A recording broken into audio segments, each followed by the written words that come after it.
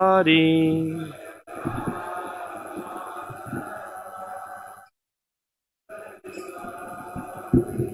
Gopi Jana Vallabha Girivaradhari.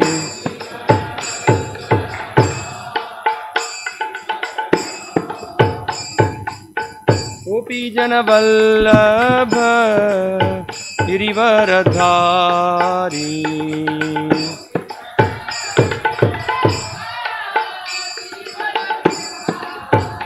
Jayo Radha Madhava Kunja Bihari.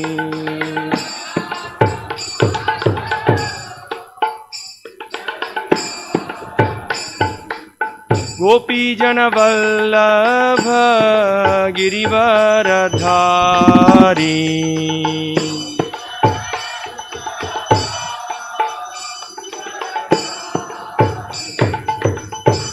Yashodanandana Vraja Jana Ranjana. Yashodanandana Vraja Jana Ranjana. Yamuna Tira Vanachari. Yamuna Tira Vanachari.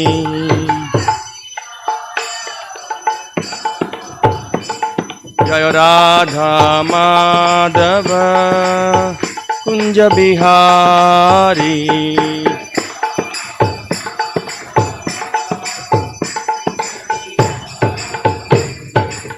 Gopi Jana Vallabha Girivaradhari.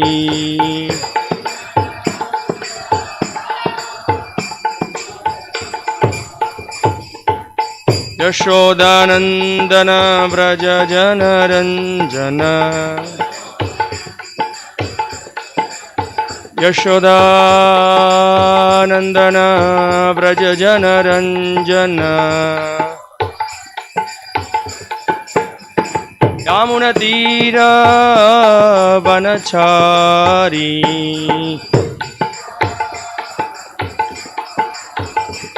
Jaya Radha Madhava Kunja Bihari.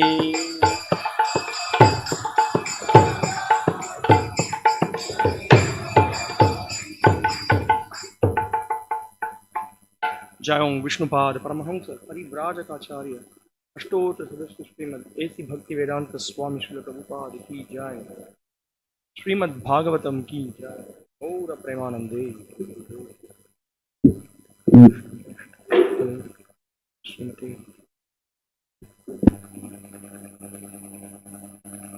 Namo Bhagavate Vasudevaya. Om Namo Bhagavate Vasudevaya. Om Namo Bhagavate Vasudevaya. So today we are reading from the Srimad Bhagavatam, Canto 10, Chapter 3, The Birth of Lord Krishna, texts 6 to 8.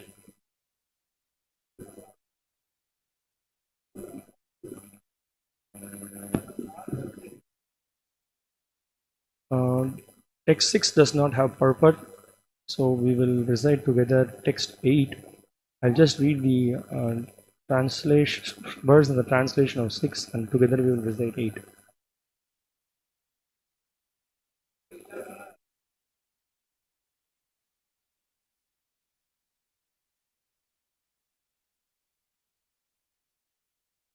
Jagukinnara Tushtubu Siddhacharanaha Vidyadharyascha Nandrutur Apsarobhi Samangmudha.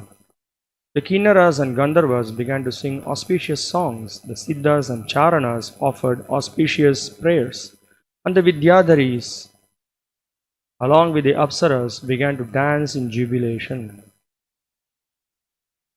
Text 8.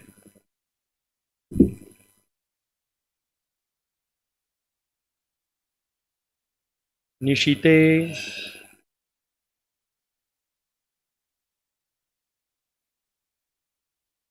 तम उद्भूते जायमाने जनार्दने देवक्यां देवरूपिण्यां विष्णुः सर्वगुहाशयः आविरासीत् यथा यथा प्राच्यां दिशि इन्दुइव पुष्कलः निशीते तम उद्भूते जायमाने जनार्दने देवक्यां देवरूपिण्यां विष्णुः सर्वगुहाशयः आविरासिद्यता प्राच्यां दिशिन्दुरिव पुष्कलः निशीते तम उद्भूते जायमाने जनार्दने देवक्यां देवरूपिण्यां विष्णुः सर्वगुहाशयः आविरासिद्यता प्राच्यां दिशिन्दुरिव पुष्कलः निशिते तम उद्भूते जायमाने जनार्दने देवक्यां देवरूपिण्यां विष्णुः सर्वगुहाशयः आविरासिद्यता प्राच्यां दिशिन्दुरिव पुष्कलः निशीते तम उद्भूते जायमाने जनार्दन देवक्यां देवरूपिण्यां विष्णुः सर्वगुहाशयः आविरासीद्यता प्राच्यां दिशीन्दुरिव पुष्कलः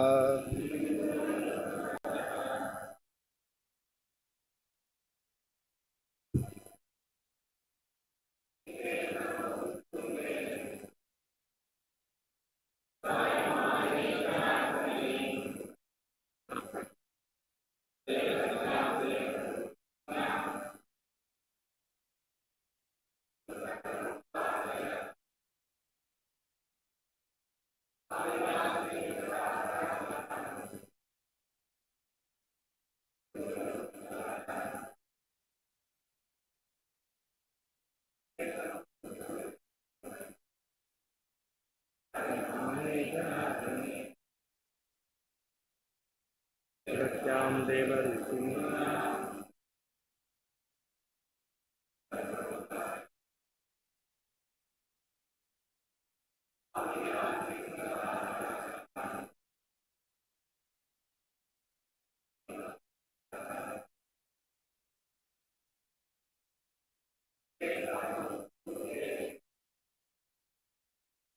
जायमाने जनार्दने देवक्यां देवरूपिण्यां विष्णुः सर्वगुहाशयः आविरासीद्यता प्राच्यां दिशिन्दुरिव पुष्कलः माताजी सीते तम उद्भूते जायमाने जनार्दने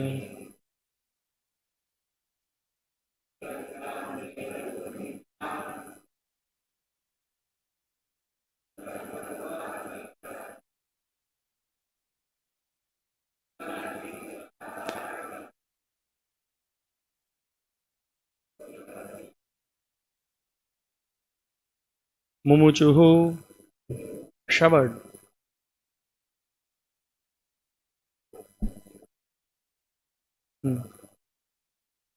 ஒழிந்தனர். Munayaha, முனயः all the great sages and saintly persons. மாமுனிவர்களும் சாதுக்களும். Devaha and the demigods. மற்றும் தேவர்களும்.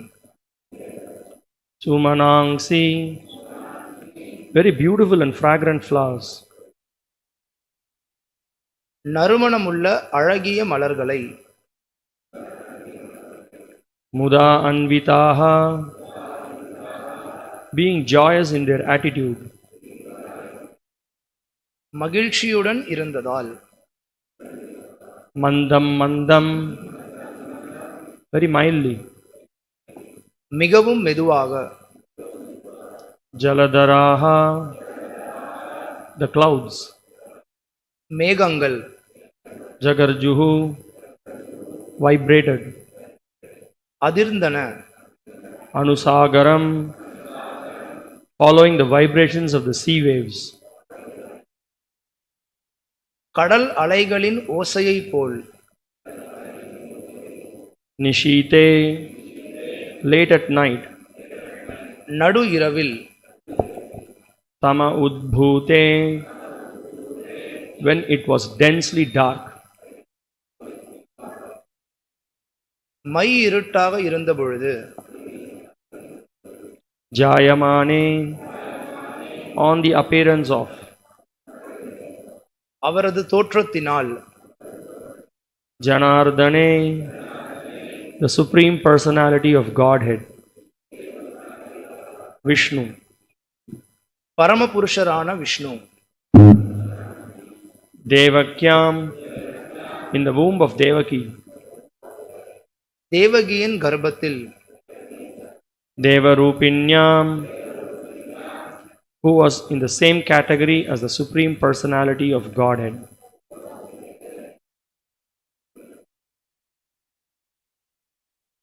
Ananda Chinmaya Rasa Pratibhavitabhihi.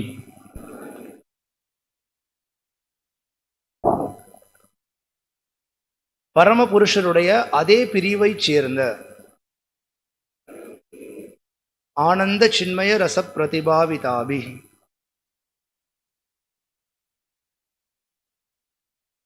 Vishnu, Lord Vishnu, the Supreme Lord.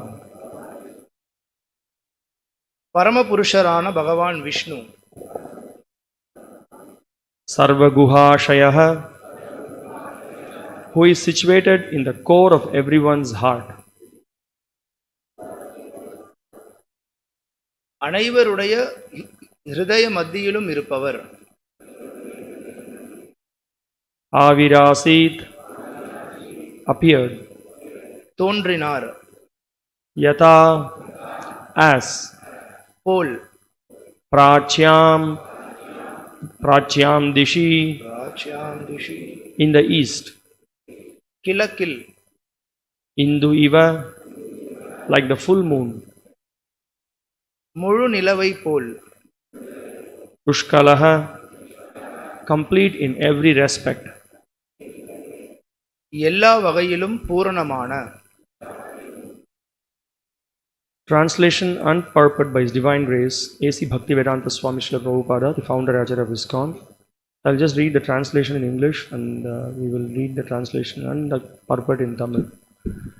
Okay, translation: the demigods and great saintly persons showered flowers in a joyous mood, and clouds gathered in the sky and very mildly thundered, making sounds like those of the ocean's waves. Then the Supreme Personality of Godhead, Vishnu, who is situated in the core of everyone's heart, appeared from the heart of Devaki in the dense darkness of night, like the full moon rising on the eastern horizon, because Devaki was of the same category as Sri Krishna. மொழிபெயர்ப்பு பொருளுரை வழங்கியவர் அகில உலக கிருஷ்ண பக்தி இயக்கத்தின் ஸ்தாபகாச்சாரியர் தேவ திரு ஆசா பக்தி வேதாந்த சுவாமி ஸ்ரீல பிரபுபாதர். முதல்ல ஸ்லோகம் 6 மொழிபெயர்ப்பு படிக்கிறேன். நான் ஆரம்பத்தில் படிக்கல தமிழில். ஸ்லோகம் 6 மொழிபெயர்ப்பு. கிண்ணறர்களும் கந்தர்வர்களும் மங்களகரமான பாடல்களை பாடத் துவங்கினர். சித்தர்களும் சாரணர்களும் மங்களகரமான துதிகளை செய்தனர். வித்யாதரர்கள் அப்சரர்களுடன் பெருமகிழ்ச்சியுடன் ஆடத் துவங்கினர். ஸ்லோகம் 7-8 மொழிபெயர்ப்பு. தேவர்களும் முனிவர்களும் பெருமகிழ்ச்சியுடன் மலர்களை பொழிந்தனர். வானத்தில் திரண்ட மேகங்கள் மிகவும் மெதுவாக இடித்தன. அது கடல் அலைகளின் ஓசையை போலிருந்தது. அப்பொழுது எல்லோருடைய ஹிருதயங்களிலும் இருப்பவரும் பரமபுருஷருமான விஷ்ணு இருள் சூழ்ந்த நடு இரவில் தேவகியின் இதயத்திலிருந்து தோன்றினார். தேவகியும் ஸ்ரீ கிருஷ்ணருடைய அதே பிரிவினையை சேர்ந்தவளாக இருந்ததால் கீழ்வானத்தில் உதயமாகும் முழு நிலவு போல் பகவான் தோன்றினார். தயவுசெய்து எல்லோருடைய மொபைல் ஃபோன் சைலண்ட்லேயோ இல்லை சுவிட்ச் ஆஃப் பண்ண மாதிரி கேட்டுக்கிறோம். உபன்யாசத்துக்கு எந்த தொந்தரவும் இல்லாமல் இருக்கும். பொருளுரை. பிரம்ம சம்ஹிதை 5வது அத்தியாயம் 37வது ஸ்லோகம் பின்வருமாறு கூறுகிறது. ஆனந்த சின்மய ரச பிரதிபாவிதாபி ஸ்தாபிர் ஏவ நிஜரூபதயா கலாபிஹி கோலோக ஏவ நிவசத்ய கிலாத்மபூதோ கோவிந்தம் ஆதிபுருஷம் தமஹம் பஜாமி. கிருஷ்ணரும் அவரது பரிவாரமும் ஒரே ஆன்மீக சக்தியை உடையவர்கள். ஆனந்த சின்மய ரச என்பதையே இஸ்லோகம் சுட்டி காட்டுகிறது. பிரம்ம விமோகன லீலையில் விளக்கப்பட இருப்பது போல் கிருஷ்ணருடைய தந்தை, தாய், அவரது நண்பர்களான இடைச்சிறுவர்கள் மற்றும் கன்றுகள் ஆகிய அனைவரும் கிருஷ்ணரின் விரிவாக்கங்கள் ஆவர். பகவான் ஸ்ரீ கிருஷ்ணரின் உயர்வை சோதிப்பதற்காக கிருஷ்ணரின் சகாக்களையும் கன்றுகளையும் பிரம்மா கவர்ந்து சென்ற பொழுது காணாமற் போன பல இடைச்சிறுவர்களாகவும் கன்றுகளாகவும் கிருஷ்ணர் மீண்டும் தம்மை விரிவடையச் செய்து கொண்டார். இந்த விரிவங்கங்கள் விஷ்ணு மூர்த்திகளாக இருந்ததை பிரம்மா கண்டார். தேவகியும் கிருஷ்ணரின் ஒரு விரிவங்கமே. எனவேதான் தேவக்கியம் தேவரூபிண்யாம் விஷ்ணு சர்வகுஹாஷய என்று இச்லோகம் கூறுகிறது. பகவான் தோன்றிய சமயத்தில் மிகவும் திருப்தியடைந்த நிலையில் இருந்த மாமுனிவர்களும் தேவர்களும் பூமாரி பொழிய துவங்கினர். கடற்கரையில் கடல் அலைகளின் லேசான ஓசை இனிமையாக ஒலித்தது. கடலுக்கு மேலிருந்த மேகங்கள் செவிகளுக்கு இனிய இடியோசைகளை எழுப்பத் துவங்கின. சூழ்நிலைகள் இப்படி மாற்றமடைந்திருந்த நிலையில் இருக்கும் பொழுது எல்லா ஜீவராசிகளின் இதயங்களிலும் உள்ள பகவான் விஷ்ணு தேவதைகளுள் ஒருத்தியாக தோன்றியிருந்த தேவகியின் முன் இரவு நேரத்தில் பரமபுருஷராக தோன்றினார். அந்த நேரத்தில் நிகழ்ந்த பகவான் விஷ்ணுவின் தோற்றத்தை கீழ்வானத்தில் உதயமாகும் முழு நிலவுடன் ஒப்பிடலாம். தேய்பிறையின் 8வது நாளில் கிருஷ்ணர் தோன்றியதால் முழு நிலவு உதிப்பதற்கு வாய்ப்பே இல்லை என்ற கேள்வி எழக்கூடும். இதற்கு பின்வரும் பதிலை கூறலாம். பகவான் ஸ்ரீ கிருஷ்ணர் சந்திர வம்சத்தில் தோன்றினார். எனவே அன்றிரவு பூரண சந்திரன் இல்லை என்ற போதிலும் சந்திரனின் தலைமையிலான வம்சத்தில் பகவான் தோன்றியதால் சந்திரன் மிகவும் மகிழ்ச்சியான நிலையில் இருந்தார். எனவே பகவானின் கருணையால் அவரால் முழு நிலவாக தோன்ற முடிந்தது. பரமபுருஷரை வரவேற்பதற்காக தேய்பிறை சந்திரன் ஆனந்தத்தால் முழு சந்திரன் ஆனார். தேவரூபிண்யாம் என்ற சொல்லுக்கு பதிலாக ஸ்ரீமத் பாகவதத்தின் சில ஸ்லோகங்கள் தெளிவாக விஷ்ணு ரூபிண்யாம் என்று கூறுகின்றன. இவ்விரு சந்தர்ப்பங்களிலும் தேவகிக்கு பகவானை போன்ற அதே ஆன்மீக ரூபம் இருக்கிறது என்பதுதான் பொருள். பகவான் சச்சிதானந்த விக்கிரகம் ஆவார். தேவகியும் சச்சிதானந்த விக்கிரகம் ஆவாள். எனவே சச்சிதானந்த விக்கிரகமான பகவான் தேவகியின் கர்ப்பத்திலிருந்து தோன்றியதில் யாராலும் குற்றம் கண்டுபிடிக்க முடியாது. பகவானின் தோற்றமும் மறைவும் உன்னதமானவை. ஜன்ம கர்ம சமே திவ்யம் என்பதை பற்றிய அறிவு இல்லாதவர்கள் பரமபுருஷரால் ஒரு சாதாரண குழந்தையைப் போல் பிறக்க முடிந்ததை கண்டு சில சமயங்களில் ஆச்சரியப்படுகின்றனர். ஆனால் உண்மையில் பகவானின் பிறப்பு சாதாரணமானதல்ல. பரமபுருஷர் பரமாத்மாவாக அந்தர்யாமி அனைவருடைய இதயங்களிலும் இருக்கிறார். இவ்வாறாக தேவகியின் இதயத்தில் முழு ஆற்றலுடன் அவர் இருந்ததால் அவளது உடலுக்கு வெளியிலும் அவரால் தோன்ற முடிந்தது. 12 மகாஜனர்களில் ஸ்வயம்பு, நாரத, ஷம்பு, குமாரஹ், கபிலோ, மனுஹு, பிரஹலாதோ, ஜனகோ, பீஷ்ம தேவரும் ஒருவராவார். அவர் கூறுகிறார், சூரியன் எப்படி ஒவ்வொருவருடைய தலை மேலும் இருக்கிறதோ அப்படியே பரமபுருஷரும் அனைவருடைய இதயங்களிலும் இருக்கிறார். சூரியன் கோடிக்கணக்கான மக்களின் தலைகளுக்கு மேல் இருப்பினும் அது வெவ்வேறு இடங்களில் இருக்கிறது என்பதை இது குறிக்காது. எல்லோருடைய ஹிருதயங்களிலும் இருக்கும் அதே சமயம் வெவ்வேறாக இல்லாமலும் அவரால் இருக்க முடியும். ஏகத்வம் பசியதக ஈஷோபனிஷம் 7. பகவான் இரண்டற்ற ஒருவர் என்பதாலும் அவரது நினைத்தற்கரிய ஆற்றலால் எல்லோருடைய ஹிருதயங்களிலும் அவரால் தோன்ற முடியும். இவ்வாறாக பகவான் தேவகியின் ஹிருதயத்தில் இருந்து கொண்டே அவளது குழந்தையாகவும் தோன்றினார். எனவே பகவான் சூரியனைப் போல் தோன்றினார், அனுகிரஹாஸ்ய என்று விஷ்ணு புராணம் கூறுகிறது. பகவான் ஒவ்வொரு அணுக்குள்ளும் இருக்கிறார் என்பதை பிரம்ம சம்ஹிதை உறுதி செய்கிறது. அண்டாந்தரஸ்த பரமாணு சயாந்தரஸ்தம். வைகுண்டத்திலும் மதுராவிலும் அனைவருடைய இதயத்திலும் அவர் இருக்கிறார்.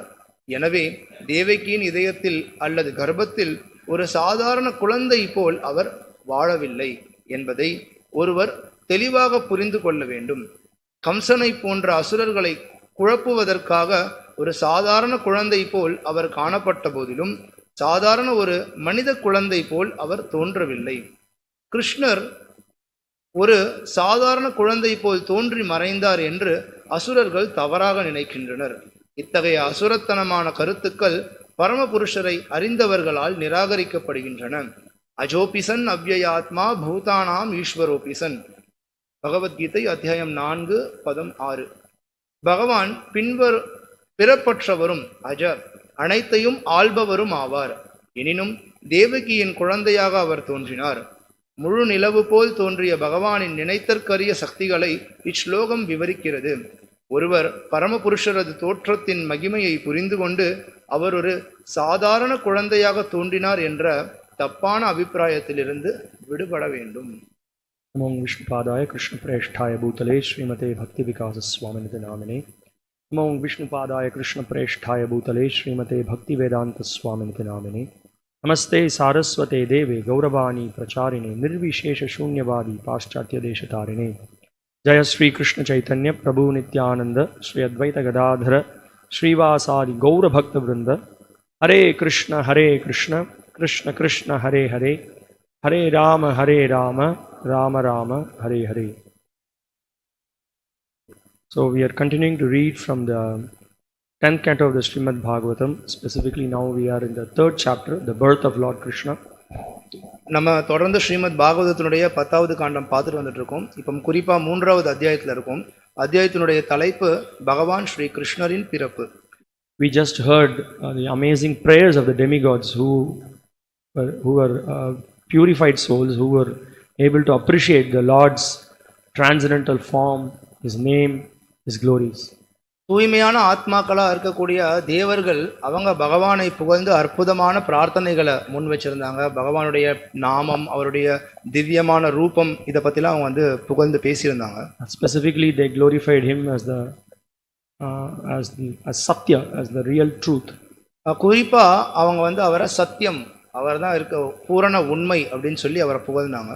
So in today's verse we can see a very significant point is given here.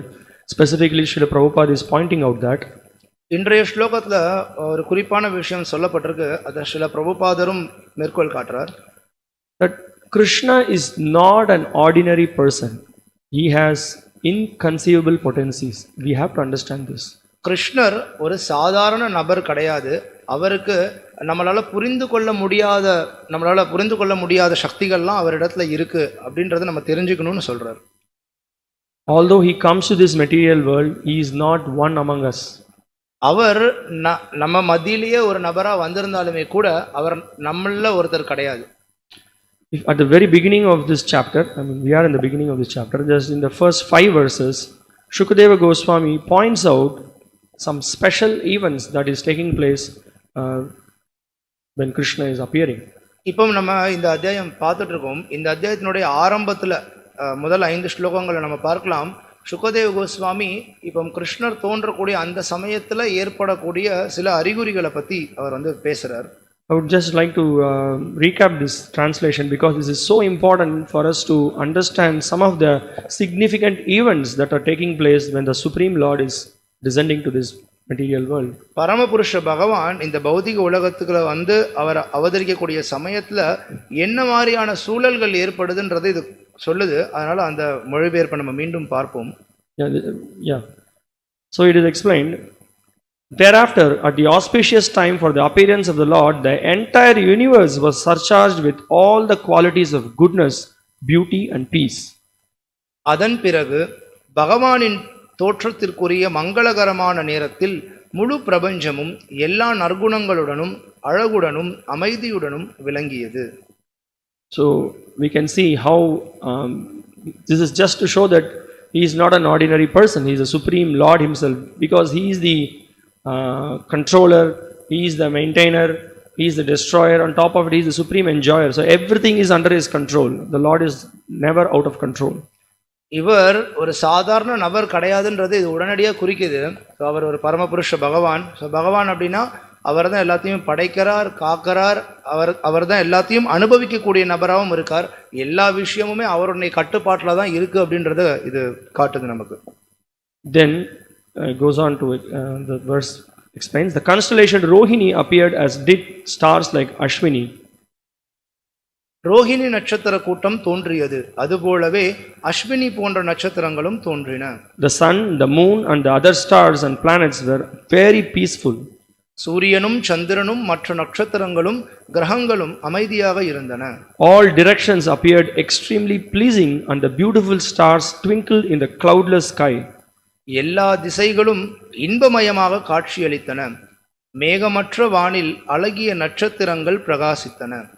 Decorated with towns, villages, mines, and pasturing grounds, the earth seemed all auspicious. நகரங்கள், கிராமங்கள், சுரங்கங்கள் மற்றும் புல்வெளிகள் ஆகியவற்றால் அலங்கரிக்கப்பட்டிருந்த பூமி மங்களகரமாக காணப்பட்டது. This is again another proof or evidence to show that the Supreme Lord is descending, because under the rule of Asuric kings, all the great demigods, the earth, and all paraphernalia, everybody was disturbed. They were not happy because there is so much adharma going on. எப்பம் அசுரர்களாக இருக்கக்கூடிய தலைவர்கள் இருக்காங்களோ அந்த சமயத்தை நம்ம பார்க்கலாம். தேவர்களாக இருக்கட்டும், இல்லை பூமியாக இருக்கட்டும், எல்லா வளங்களாக இருக்கட்டும், எதுவுமே அமைதி இல்லாமல் துன்பத்திற்கு உட்படுத்தப்பட்டு இருக்கும். ஆனால் எப்பம் அங்கே பகவான் தோன்றாரோ அந்த சமயத்தில் இப்பேற்பட்ட சூழல் ஏற்படுதுங்கிறத நம்ம பார்க்குறோம். அமைதி ஏற்படுதாங்க. Yeah, all the Ekale Ishvara Krishna Ara Sabhabhritya. Krishna is the supreme personality of Godhead, and everyone else is servant. ஏகலே ஈஸ்வரே Krishna ஆரசபபிருத்யா. கிருஷ்ணர் ஒரே ஒருத்தர் தான் எஜமானர், மீதி எல்லாருமே அவருடைய சேவகர்கள். Now when that supreme Lord descends, all his part and parcels, they are all very happy. They want to reciprocate in expressing their happiness. எப்பம் அப்பேற்பட்ட பரமபுருஷ பகவான் அவர் தோன்றுறாரோ, அவதரிக்கிறாரோ, அப்பம் அவருடைய பகுதி பின்னங்களாக இருக்கக்கூடிய மீதி எல்லாருமே திருப்தி அடைந்து அவரோட பரிவுபகாரம் பண்ணணும்னு நினைக்கிறாங்க. So the rivers flowed with clear water, and the lakes and vast reservoirs full of lilies and lotuses were extraordinarily beautiful. நதிகளில் தெளிந்த நீர் ஓடியது. தாமரைகளால் நிறைந்த ஏரிகளும் தடாகங்களும் அசாதாரணமான அழகுடன் விளங்கின. In the trees and green plants, full of flowers and leaves, pleasing to the eyes, birds like cuckoos and swarms of bees began chanting with sweet voices for the sake of the demigods. மலர்களாலும் இலைகளாலும் பசுமையான மரங்களும் செடிகளும் கண்களுக்கு இனிமையூட்டும் மலர்களாலும் இலைகளாலும் நிறைந்திருந்தன. குயில்களை போன்ற பறவைகளும் தேனீ கூட்டங்களும் தேவர்களுக்காக இனிய குரல்களில் பாடத் தொடங்கின. A pure breeze began to blow, pleasing the sense of touch and bearing the aroma of flowers. தேகத்திற்கு சுகமளிப்பதும் மலர்களின் நறுமணத்தை கொண்டதுமான தூய காற்று வீசத் தொடங்கியது. And when the Brahmanas engaging in ritualistic ceremonies ignited their fires according to Vedic principles, the fires burned steadily, undisturbed by the breeze. சமய சடங்குகளில் ஈடுபட்டிருந்த பிராமணர்கள் வேத கொள்கைகளுக்கு ஏற்ப யாகத்தீயை மூட்டிய பொழுது அது காற்றினால் அலைக்கழிக்கப்படாமல் நன்றாக எரிந்தது. Those who deal with fire, I mean, they know when there is quite some breeze, it's very difficult. Even evening time when we try to do this Tulasi Puja, there is so much wind, it's very difficult to light the lamp. But when the Lord appeared, there is also nice breeze. but everything is completely under control. No problem. யாரெல்லாம் நெருப்போட கொஞ்சம் வேலை செய்கிறீங்களோ உங்களுக்கு தெரியும், கொஞ்சம் காற்றடிச்சா கூட நமக்கு வந்து அந்த நெருப்பை மூட்டுறதுன்றது கடினமானதாக இருக்கும். இப்போ மாலை நேரங்களில் நம்ம இங்கே துளசி ஆரத்தி செய்யும்போது கூட பார்க்கலாம், விளக்க பொருத்துறதுக்கே நமக்கு வந்து அங்கேருந்து வெளியிலேருந்து காற்றடிச்சதுன்னா ரொம்ப கஷ்டமாக இருக்கும். ஆனால் இப்போ இங்கே நம்ம பார்க்குறோம், யாகம் நடத்துறதுக்கு அவங்க வந்து அந்த வேள்விக்காக நெருப்பை மூட்டுறாங்க. ஆனால் பகவான் தோன்றுறார் அப்படின்றனால அங்கே வீசக்கூடிய காற்றானது ரொம்ப இனிமையான விதத்தில் இருக்கிறதுனால இது எதுக்குமே எல்லாமே அமைதியான நிலையில் இருந்ததுன்னு சொல்லப்படுது. Thus, when the birthless Lord Vishnu, the Supreme Personality of Godhead, was about to appear, the saints and Brahmanas who had always been disturbed by demons like Kamsa and his men felt peace within the core of their hearts. இவ்வாறாக பிறப்பற்ற பரமபுருஷராகிய பகவான் விஷ்ணு தோன்றப்போகும் சமயத்தில் கம்சனையும் அவனது ஆட்களையும் போன்ற அசுரர்களால் எப்பொழுதும் துன்புறுத்தப்பட்டு வந்த முனிவர்களும் பிராமணர்களும் தங்களுடைய ஹிருதயங்களில் அமைதி உண்டாவதை உணர்ந்தனர். And kettle drums simultaneously vibrated from the upper planetary system. அதே சமயத்தில் உயர் கிரக அமைப்புகளிலிருந்து பேரிகைகள் முழங்கின.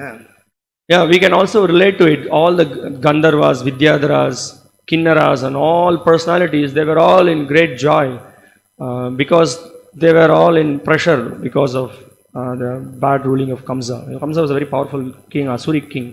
கம்சன் ரொம்ப ஒரு அசுரத்தனமான மன்னனாக இருந்தான். அவனால் நிறையா கிண்ணறர்கள், கந்தர்வர்கள் இவங்க எல்லாருமே வந்து துன்பத்தில் இருந்தாங்க. ஆனால் இப்போ அவங்க பகவான் தோன்றாருன்றனால எல்லாருமே ஆனந்தத்தில் இப்படி செயல்படுறாங்க. We just heard in the prayers of the demigods, the Lord is going to appear. The very news of his appearance, actually it indicated that all these demons are already killed. நம்ம தேவர்களுடைய பிரார்த்தனையில் கூட நம்ம பார்த்தோம், பகவான் தோன்ற போறார் அப்படின்ற செய்தி, அந்த ஒரு விஷயமே போதும் எல்லா அசுரர்களும் கொல்லப்பட்டுட்டாங்கன்னு அர்த்தம். Now again in continuation of this, there are several other scenes which is explained here, how it is creating all auspiciousness. Mumuchur Munayo Devaha. So all the great demigods and the rishis, they were all extremely happy. They started showering flowers. இப்போ அந்த சூழ்நிலையில் அதை தொடர்ந்து இன்னும் வேற என்ன நடக்குதுன்ற வர்ணனை தொடர்ந்து கொடுக்கப்படுது. இன்றைய ஸ்லோகத்தை நம்ம பார்க்குறோம், தேவர்களும் முனிவர்களும் பெருமகிழ்ச்சியுடன் மலர்களை பொழிந்தனர். What kind of flowers? Sumanamsi mudanvitaha. It was highly, very much fragrant. The flowers are really fragrant and the aroma is carrying that. Yes. சூமனாம்சின்னு சொல்லப்படுது, அதாவது மிக மிக நறுமணம் உள்ள அழகிய மலர்கள், அந்த மலர்களை தூவுனாங்க அப்படின்னு. And then they were with great joy, mudanvitaha, with great happiness they were showering those flowers. ரொம்ப சந்தோஷத்தோட, இங்க முதான்விதாகன்னு சொல்லப்படுது, மகிழ்ச்சியோட அவங்க வந்து மலர்களை தூவுறாங்க. And then it is explained that mandam jaladhara jagarjur anusagaram. The ocean, the waves of the ocean was very peaceful and the clouds were very clear. வானத்தில் திரண்ட மேகங்கள் மிகவும் மெதுவாக இடித்தன, கடல் அலைகளின் ஓசையை அது ஒத்திருந்தது. And further Shukadeva Goswami explains that when the Lord appeared, he appeared like the full moon rising from the east.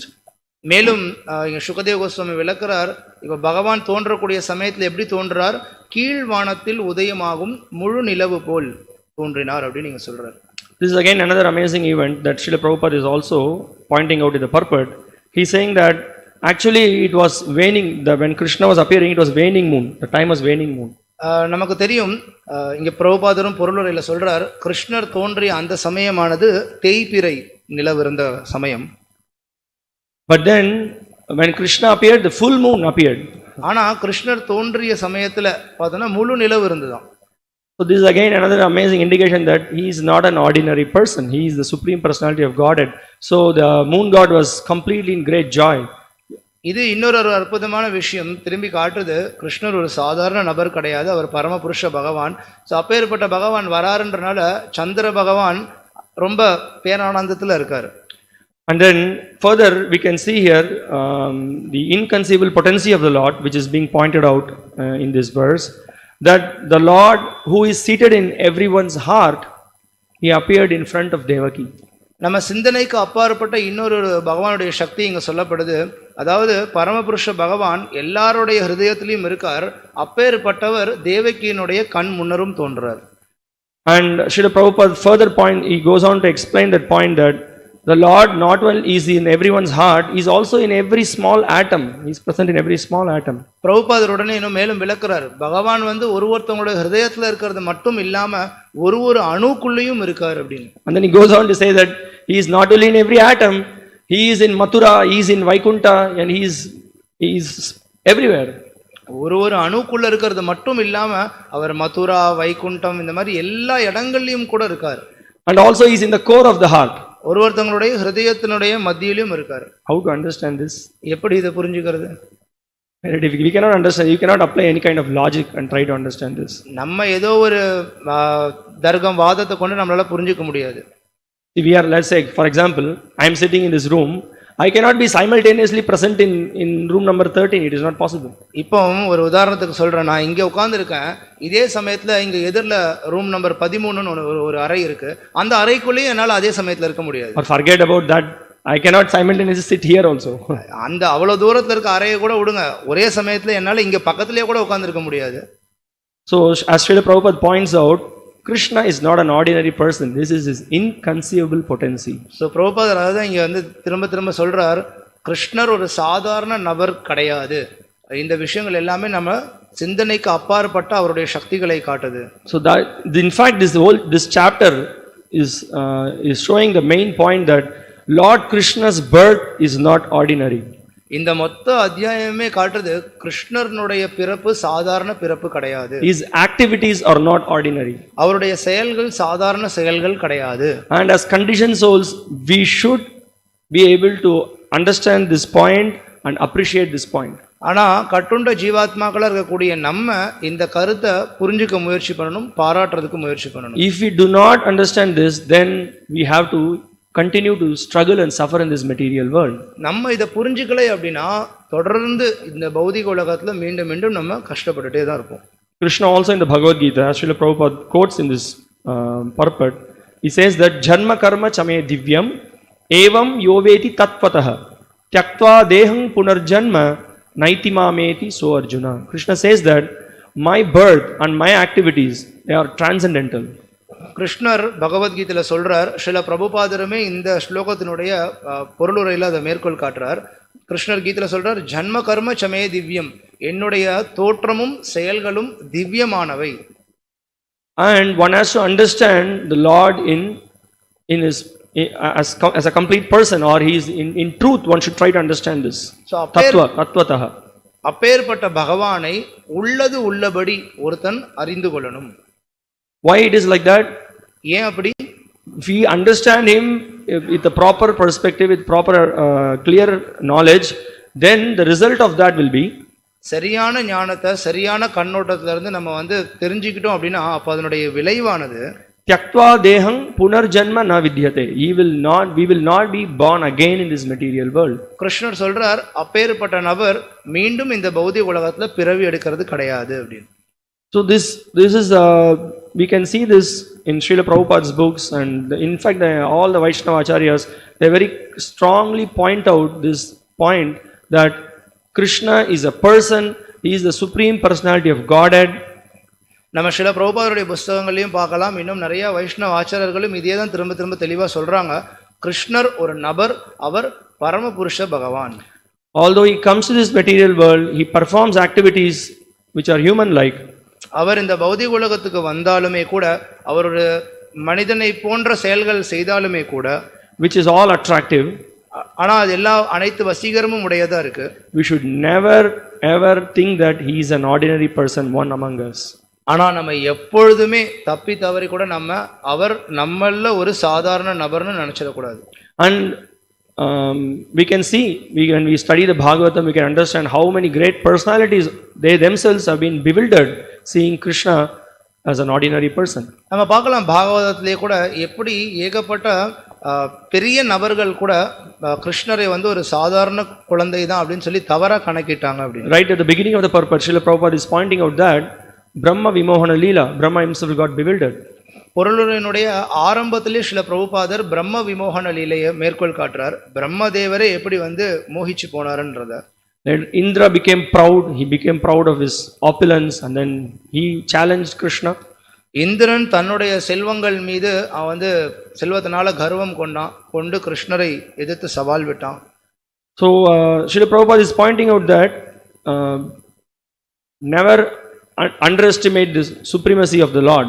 Then our spiritual life is ruined. எப்பொழுதுமே நம்ம பரமபுருஷ பகவானுடைய சக்தியை குறைந்து மதிப்பிடக்கூடாது. நம்ம அப்படி மதிப்பிட்டோம் அப்படின்னா நம்மளுடைய ஆன்மீக வாழ்க்கையானது அழிஞ்சு போயிடும். And also we should not doubt how is it possible for the Lord to do all these things. அதே சமயத்துல நம்ம எப்படி இதெல்லாம் சாத்தியங்க அவர் பண்றதுக்கு அப்படின்னு சொல்லி சந்தேகமும் கொள்ளக்கூடாது. That is why our previous acharyas and Srila Prabhupada are very much pointing out and repeating it in several places that one should accept the Achintya Shakti of the Lord, to appreciate the Lord and His potencies. அதனால தான் ஸ்ரீல பிரபுபாதரும் சரி, அதற்கு முன்னர் வந்த ஆச்சாரியர்களும் சரி, எல்லாருமே மீண்டும் மீண்டும் சொல்லக்கூடிய விஷயம், நம்ம பகவான் இடத்துல அச்சிந்திய சக்தி இருக்கு, நம்மளுடைய சிந்தனைக்கு அப்பாற்பட்ட சக்திகள் அவரிடத்துல இருக்குன்றதை நம்ம ஏத்துக்கணும்.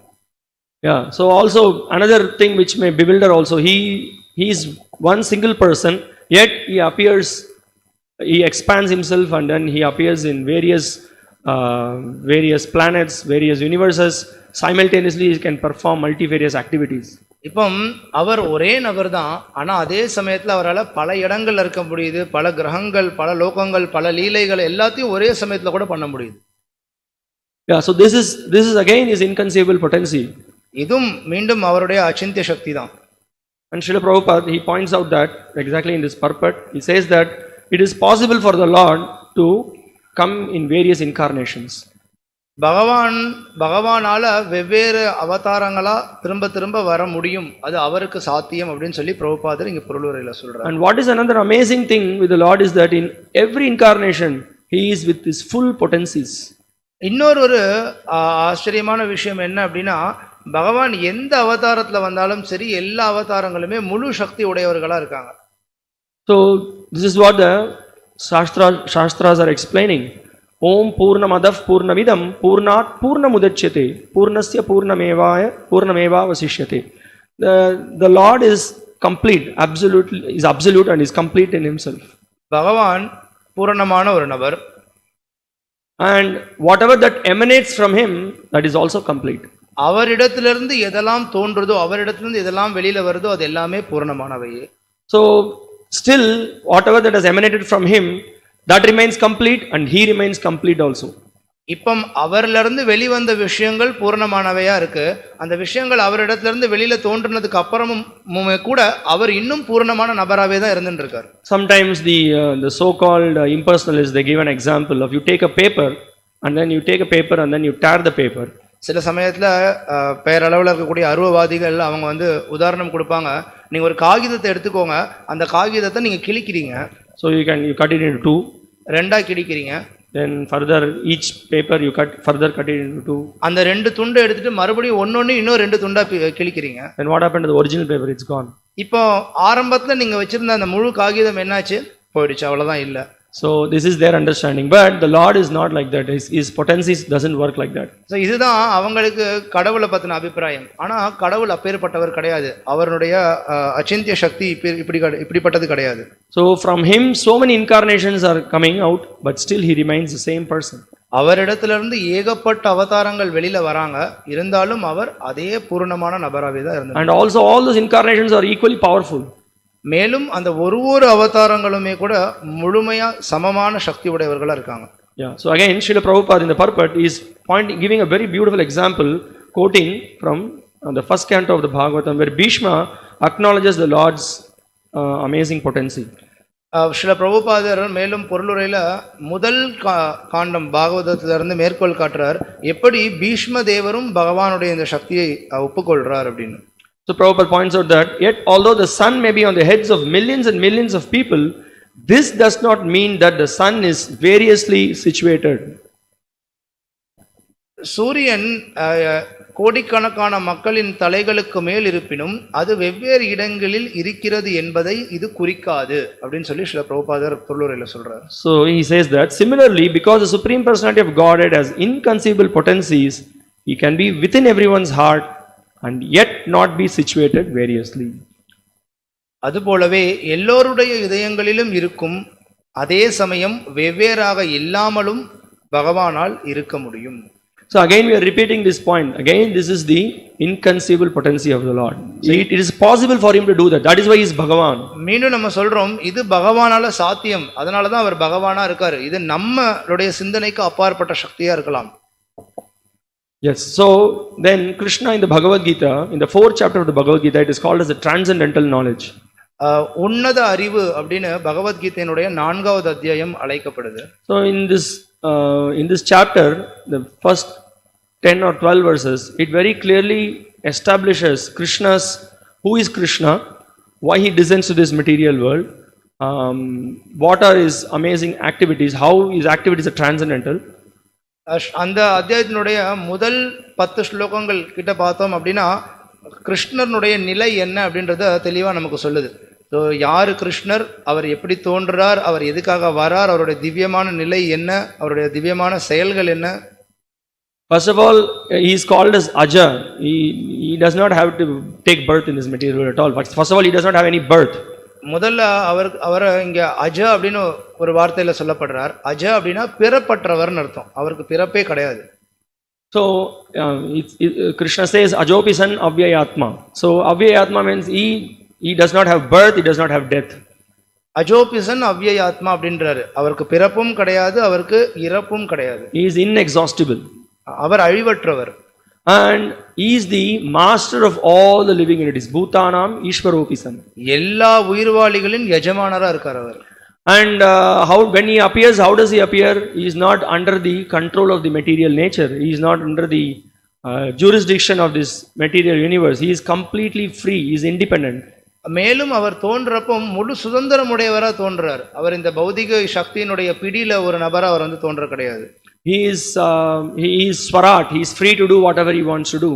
ஸ்வராட், முழுமையான சுதந்திரம் உடையவரா அவர் இருக்கார். அவர் என்ன விருப்பப்படுறாரோ அது அவரால் செய்ய முடியும். Janmad yasayatah, everything is emanating from him. அவரிடத்துல இருந்து தான் எல்லாமே தோன்றுது. So and on the contrary, we can see in the material world, when we are born, we are completely controlled. ஆனா அதற்கு எதிராக நம்ம இந்த பௌதிக உலகத்துல பார்க்கலாம், நம்மளுடைய நிலை முழுக்க கட்டுப்படுத்தப்படுற நிலையில இருக்கும். நம்ம we cannot choose the place where we want to get born.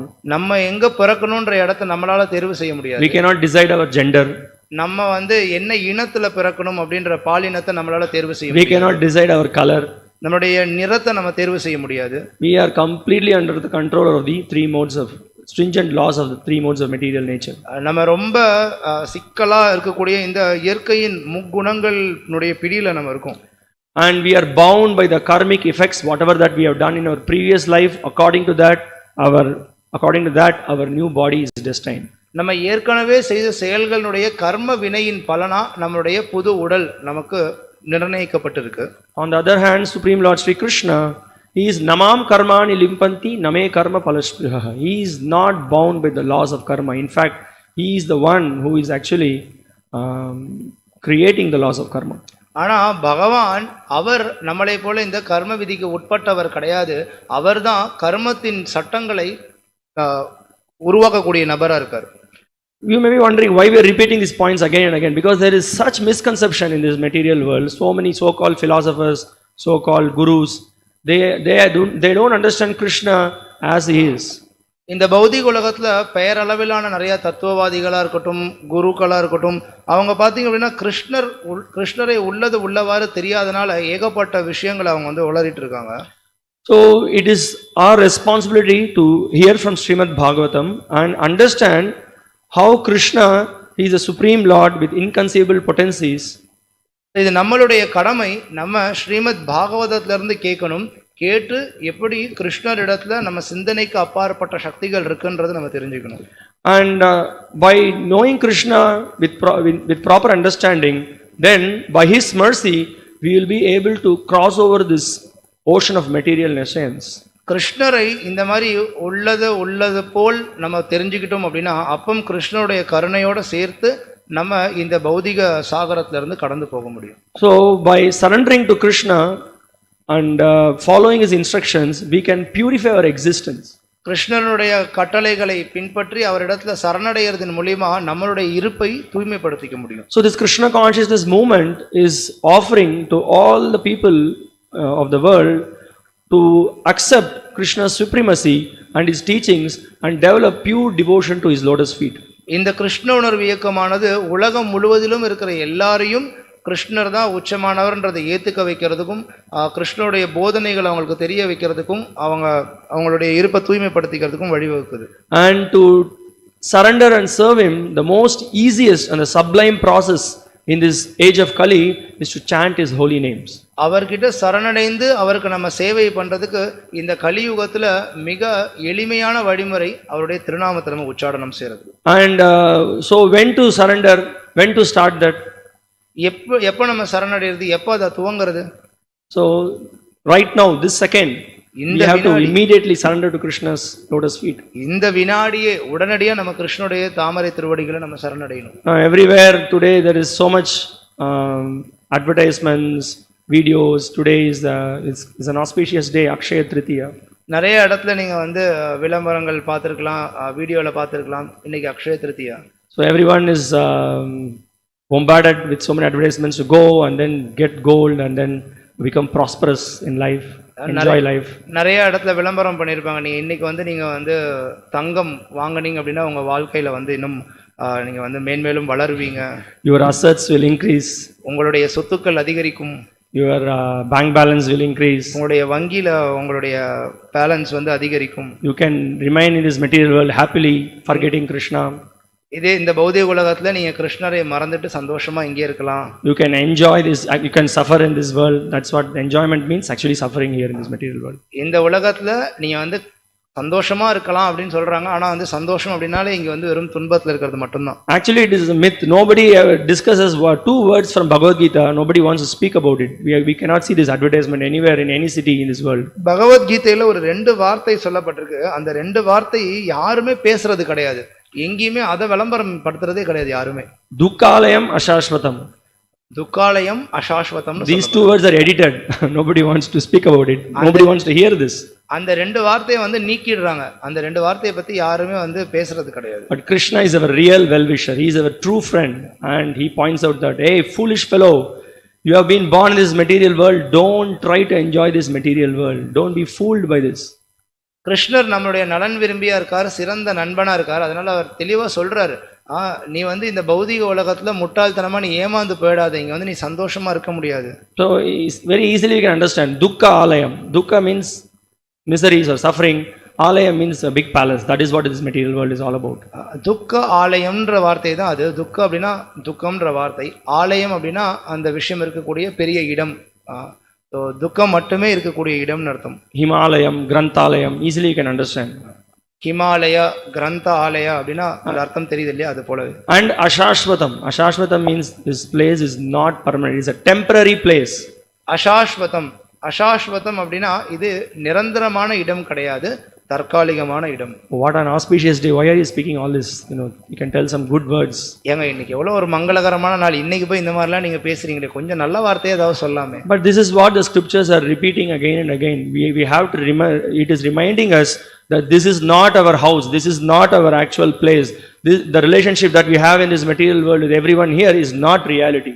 ஆனா சாஸ்திரம் மீண்டும் மீண்டும் நமக்கு இதுதான் சொல்லுது, நம்மளுடைய உண்மையான இடம் இது கிடையாது, நம்மளுடைய உண்மையான கூட இருக்கக்கூடிய நபர்கள் இது கிடையாது, இங்க என்ன உறவு முறை நம்ம வளர்த்துக்கணும்னு நினைக்கிறோமோ அது உண்மை கிடையாது. Supreme Lord Sri Krishna, he is reality.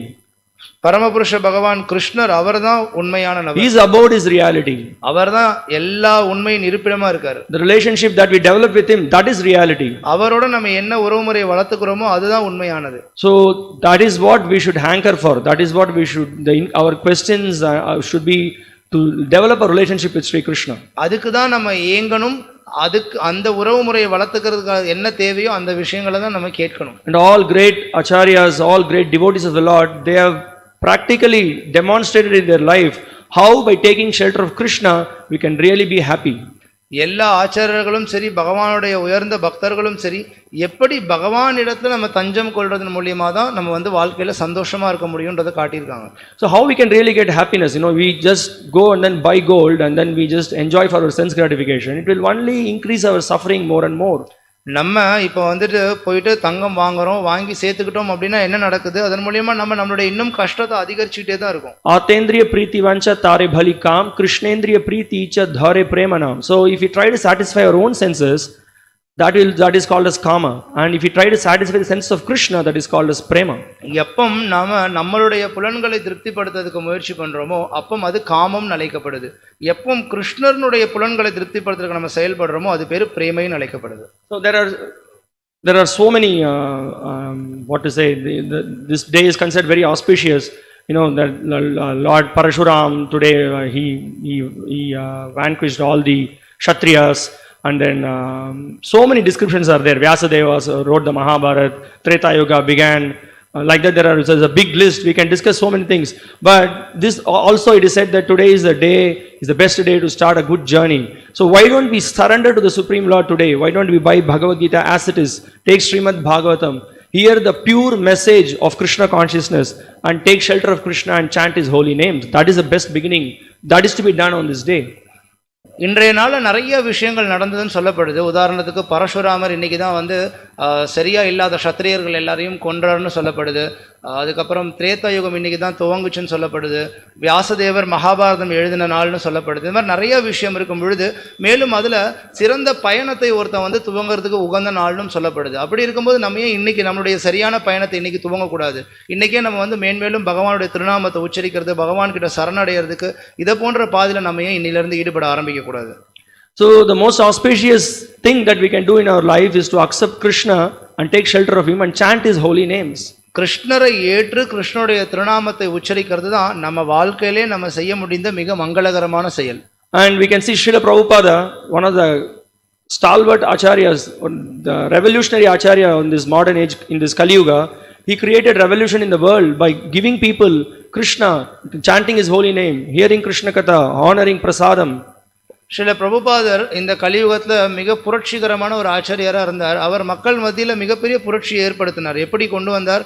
மக்கள் எல்லாருக்கும் கிருஷ்ணரை கொடுத்தார், கிருஷ்ணருடைய திருநாமத்தை கொடுத்தார், கிருஷ்ணர் பற்றின விஷயங்களை வந்து லீலைகளை கேட்க வச்சார், பிரசாதத்தை கொடுத்தார்.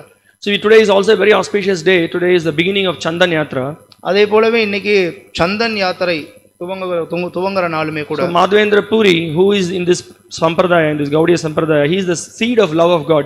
He introduced this love, pure love that we can develop to Sri Krishna. Madhavendra puri அப்படின்ற ஆச்சாரியர் நம்ம சம்பிரதாயத்தில் வந்த ஆச்சாரியர்.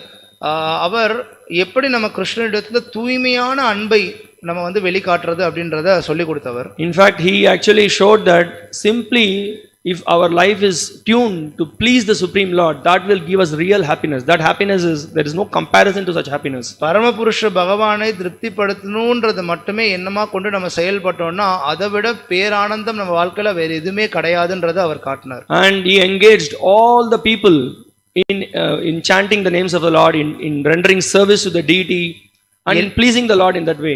எல்லா மக்களையும் பகவானுடைய திருநாமத்தை உச்சரிக்க வச்சார், எல்லாரையும் பகவானுடைய விக்கிரகங்களுக்கு சேவை செய்ய வச்சார். அந்த விதத்துல அவர் வந்து பகவானை திருப்திப்படுத்த வச்சார்.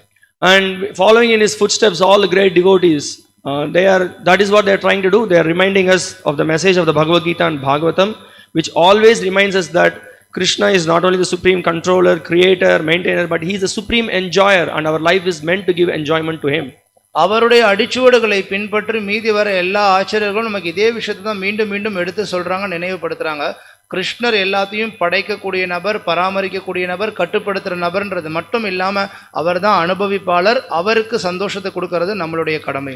So our humble request on this day is we request you to take one book of Srila Prabhupada and then please read and understand how Krishna is the supreme person and he is the most lovable person, and if we take shelter of him, we will definitely always be happy, and our life will be perfect. நம்ம உங்களுக்கு எடுத்து வைக்கக்கூடிய ஒரு பணிவான வேண்டுகோள், நீங்கள்லாம் திரும்பி போகும்போது தயவுசெய்து அங்கே முன்னாடி நம்மளுடைய புஸ்தக ஸ்டால் இருக்குது, அங்கே சில பிரபுபாதருடைய புஸ்தகங்கள் குறைந்தது ஒரு புத்தகமாவது வாங்கிட்டு போங்க. வாங்கிட்டு போய் படிக்கிறதின் மூலிமா நீங்கள் கிருஷ்ணர் தான் நம்ம வந்து சந்தோஷம் கொடுக்க வேண்டிய நபர், நம்ம அவரை தான் திருப்திப்படுத்தணுன்றதை தெரிஞ்சுக்கிட்டு அதுக்கு ஏற்றார் போல் நீங்கள் அவருடைய திருநாமத்தை உச்சரிக்கிறது, அவரை திருப்திப்படுத்துறதுன்னு ஈடுபடுங்க. அதன் மூலியமா நம்மளுடைய வாழ்க்கை சந்தோஷமானதா. And not only that, it's since this is an auspicious day, you have so many near and dear ones, your friends, relatives, you can give them a book also. That is the real auspiciousness is beginning for them by that. மேலும் இன்னைக்கு மங்களகரமான நாள். So அப்படி இருக்கும் பொழுது நீங்கள் உங்களுக்கு உற்றார் உறவினர்கள், உங்களுடைய நலன் விரும்பிகள் யாரெல்லாம் இருக்காங்களோ நீங்கள் அவங்களுக்கும் இந்த புஸ்தகங்களை நீங்கள் கொடுக்கலாம். ஏன்னா இதுதான் உண்மையான மங்களகரமான விஷயம். இதை கொடுக்கறதன் மூலிமா அவங்களுடைய வாழ்க்கையிலையும் மங்களம் ஏற்படும். Thank you very much. We will stop here. If you have any questions or comments, maybe we will take one. மிக்க நன்றி. இதோட நம்ம உபன்யாசத்தை நிறைவு பண்ணிக்கலாம்.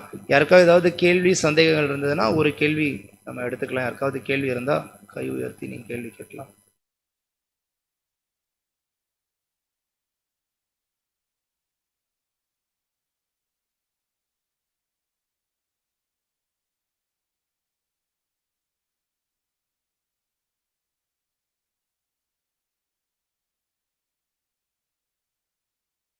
So the question is, you are asking us to surrender the very moment. So what is the process? What we need to do? கேள்வி என்ன அப்படின்னா, நீங்கள் இந்த நொடியே நம்ம கிருஷ்ணரிடத்துல சரணடையணும்னு சொன்னீங்க. அதை இந்த நொடியே பண்ணணும் அப்படின்னா அதுக்கான வழிமுறை என்ன, அது எப்படி பண்ணுறது? So yes, first to explain the point that yes, we should not delay, we should not waste our time. We do not know. Parikshit Maharaj he was given the message that you are in 7 days you're going to leave the body. We do not know whether it is going to be 7 seconds or 7 weeks or 17 days, whatever it is. So the most intelligent thing is to surrender to the Lord immediately. முதல் விஷயம் உடனடியாக சரணடையணுங்கிறது. உதாரணத்துக்கு நம்ம பார்க்குறோம், பரீட்சித் மகாராஜுக்கு 7 நாள் அப்படின்ற காலம் தெரிஞ்சிருந்தது. ஆனால் நமக்கு அது 7 வினாடியாக இருக்கலாம், 7 நிமிஷமாக இருக்கலாம், 70 நிமிஷமாக இருக்கலாம், நமக்கு தெரியாது. ஸோ அதனால் உடனடியாக முதல்ல நம்ம பகவான்கிட்ட எவ்வளோ விரைவாக சரணடைய முடியுமோ உடனடியாக சரணடையணும். And Supreme Lord Sri Krishna, he came as Sri Chaitanya Mahaprabhu. He has given us the most easiest process. There cannot be more easier process than this. பரமபுருஷ பகவான் அவரே ஸ்ரீ சைத்தன்ய மகாபிரபுவா வந்தார்.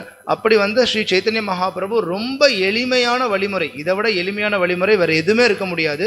அப்பேற்பட்ட ரொம்ப எளிமையான வழிமுறையை கொடுத்திருக்கார். So he has given us the process by which we have to chant the holy names of Krishna. Hare Krishna, Hare Krishna, Krishna Krishna, Hare Hare, Hare Rama, Hare Rama, Rama Rama, Hare Hare. அவர் நமக்கு பகவானுடைய திருநாமத்தை உச்சரிக்கணுன்ற வழிமுறையை கொடுத்துட்டு போயிருக்காரு. Hare Krishna, Hare Krishna, Krishna Krishna, Hare Hare, Hare Rama, Hare Rama, Rama Rama, Hare Hare. And by chanting the names of Krishna, our heart is cleansed. கிருஷ்ணனுடைய திருநாமத்தை உச்சரிக்கிறதன் மூலமா நம்முடைய ஹிருதயம் தூய்மை அடையுது. And we every day we read Bhagavad Gita and Srimad Bhagavatam and associate with devotees. நம்ம தினசரி பகவத்கீதை, ஸ்ரீமத் பாகவதம் படிக்கிறோம், பக்தருடைய சங்கம் கொள்றோம். And we honor prasadam, the bhoga that is offered to the Lord, and very mercifully the Lord gives us prasadam. We honor Krishna prasadam. Further again we are more purified. பகவானுக்கு நைவேத்தியம் செய்யப்படுற உணவு பதார்த்தம் பிரசாதமா பகவான் நமக்கு கொடுக்கிறார். அந்த பிரசாதத்தை சாப்பிட்றதன் மூலியமாவும் நம்ம இன்னும் தூய்மை அடைகிறோம். And it's a natural consequence. We want to serve the Lord in whatever capacity we can. This is also service. Chanting, reading, hearing is also service. Then physically we engage in His service. பகவானுடைய திருநாமத்தை உச்சரிக்கிறது, கேட்கறது, இதெல்லாமே சேவை தான். ஆனால் நம்ம இதெல்லாம் பண்ணும்பொழுது இயற்கையாக இதனுடைய விளைவாக இன்னும் என்ன நடக்கும் அப்படின்னா, உடல் ரீதியாகவும் நம்ம இன்னும் மற்ற சேவைகள்லையும் ஈடுபட ஆரம்பிப்போம். So without our knowledge, naturally we will give up our sense gratificatory propensities, and our attachment to Krishna it increases. நம்மளை அறியாமலே புலனுகர்ச்சி செயல்களை நம்ம கைவிட்டுருவோம். விட்டுட்டு நம்ம கிருஷ்ணன் மீதான பற்றுதலை வளர்த்துக்குவோம். And what is the proof? The proof is so many devotees are sitting here. There are so many devotees in the West, so many devotees in different places. Everybody has his experience. That is why we are all sitting together and hearing this message. இதுக்கு என்னங்க ஆதாரம் அப்படின்னு கேட்டீங்கன்னா, இங்க உட்கார்ந்திருக்க இத்தனை பக்தர்கள், மேலும் எத்தனையோ பக்தர்கள் வெளியிலயும் இதை உணர்ந்து பயிற்சி பண்ணிட்டு இருக்காங்க. மேற்கத்திய நாடுல கூட எத்தனையோ பேர் அதை பண்ணிட்டு இருக்காங்க. That is why Srila Prabhupada always used to say that it is a very scientific process. It's not a sentimental process. You try, you follow the process, it works. அதனால தான் ஸ்ரீல பிரபுபாதர் எப்பவுமே சொல்லுவார், இந்த இயக்கமானது இது ஒரு மன எழுச்சியில செயல்படக்கூடிய இயக்கம் கிடையாது, விஞ்ஞான பூர்வமான இயக்கம் அப்படின்னு. நீங்க முயற்சி பண்ணி பாருங்க, அதனுடைய பலன் கண்கூடா தெரியும் உங்களுக்கு. Thank you very much. So we will stop here, and prasadam will be served in the terrace. So all devotees are requested to come and honor prasadam. மிக்க நன்றி. இதோட நம்ம உபன்யாசத்தை நிறைவு பண்ணிக்கலாம். இப்போ பிரசாத விநியோகம் மேலே மாடியில் நடைபெற இருக்கு.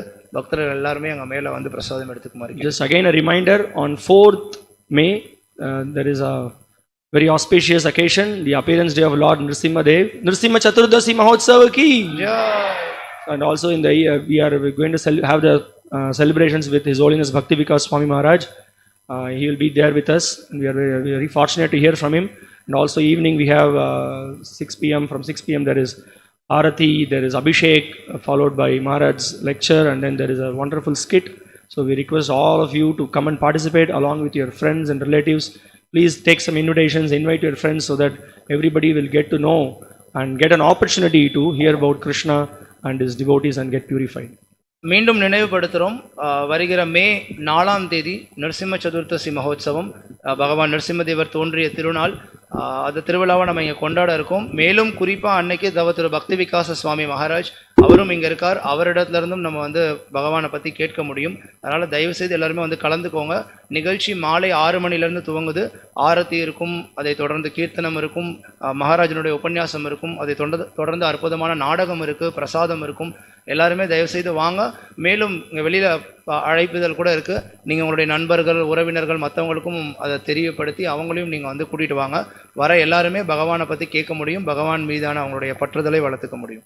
Srimad Bhagavatam ki jai, Srila Prabhupada ki jai. Hare Krishna.